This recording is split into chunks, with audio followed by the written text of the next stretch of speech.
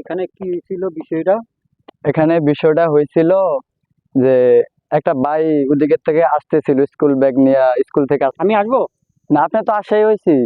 আপনি আপনি দাঁড়াবেন। আচ্ছা রেডি, দেন চলে ভিডিও চলতেছে।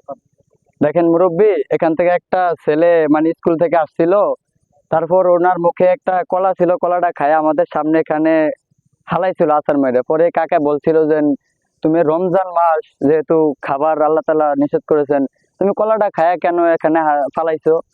তারপরে কথা বলছে মতন তাকে একটা সুপার সুপার দিছে আর কি। এই এদিকে আসো। আমাকে ডাকছেন? কি ডাকছিলাম? তোমাদের এখানে কি ঘটনা ঘটছিল? স্টপ। এবারে চেষ্টা করছো? না না, অনেক ভাই কেমন আমরা শোনো যে বাবারে, তুমি যে এই যে কলা ছোকরা রাস্তার ভিতরে ফালাইছো, এটার ভিতরে যে কোনো মুহূর্তে একটা দুর্ঘটনা ঘটতে পারে। আর এরা হচ্ছে হলো একজন আলেম মানুষ, পাঁচ ওয়াক্ত নামাজ কালাম পড়ে এবং রোজা থাকে।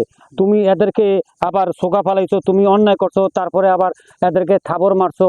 একজন রোজদার ব্যক্তি, তুমি এটা কাজটা করা তোমার উচিত নয়। আমি মনে করি তুমি তাদের কাছ থেকে ক্ষমা চেয়ে নিলে অনেকটা ভালো হয়। তুমি ক্ষমা চাও এদের কাছ থেকে। যে ঠিক আছে, যে আসলে আমার উচিত হয় না, আমি রোজা ধরি না তো, দুষ্টামি করে যাই করছি তো, ঠিক আছে। যে না না, সমস্যা নেই, সমস্যা ঠিক আছে, তোমরা মিলে যাও, অসুবিধা নাই। আজকে থেকে আমাদেরকে ওয়াদা করেন আপনি রোজা থাকবেন, চেষ্টা করবো। রোজা থাকবেন। জি ঠিক আছে, আচ্ছা, ঠিক আছে। তো ভালো থাকো বাবারা, তোমরা সকলে ভালো থাকো বাবারা, আলহামদুলিল্লাহ। ঠিক আছে।